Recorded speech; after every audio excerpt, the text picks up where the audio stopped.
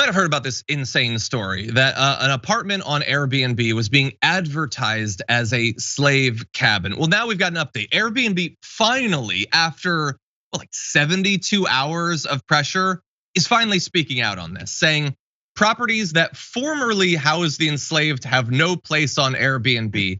Don't put yourself in a position where you need to say a sentence like that. We apologize for any trauma or grief created by the presence of this listing and others like it, and that we did not act sooner to address this issue or even respond to it. They said they're removing other listings that include former slave quarters in the US and developing new policies. Apparently, they just didn't have a policy that had to do with advertising slave quarters.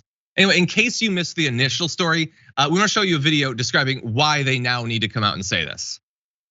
This is not okay in the least bit. And I know there's gonna be somebody that says, oh, you're looking for controversy where it doesn't exist. No, this is an 1830s slave cabin that is up on Airbnb as a bed and breakfast.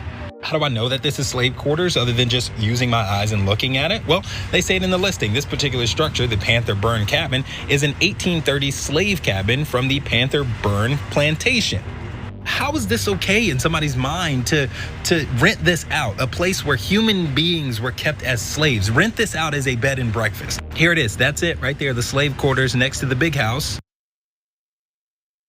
So I don't know why as a country we've put ourselves in a position where you would want to advertise something in that way, but credit to the TikToker for pointing that out, and finally for Airbnb responding. JR, what do you make of this? Yeah, real fast. Airbnb, I mean, they were surprised. I mean, they didn't have a plan for this because they wouldn't have imagined, maybe they didn't know the degree to which Americans actually don't give a good hot damn about the deplorable, horrific history.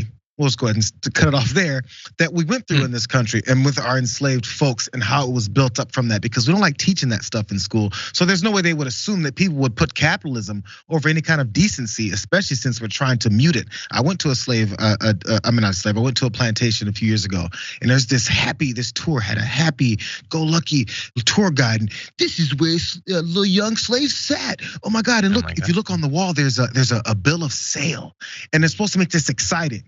That's the way we perceive, way we conducted slavery in this country. So of course people would try and put out an Airbnb, because who cares?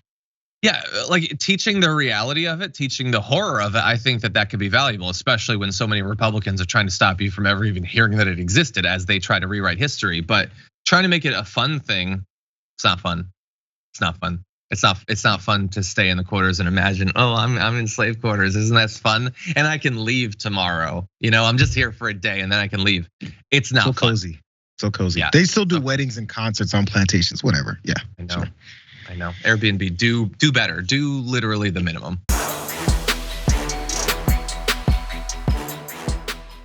For more political news breakdowns, interviews, stories of activism, and me trying my hardest to care about the occasional big celebrity news story, subscribe to our YouTube channel at youtube.com/thedamagereport. And you can ring the bell wherever it is so you don't miss anything.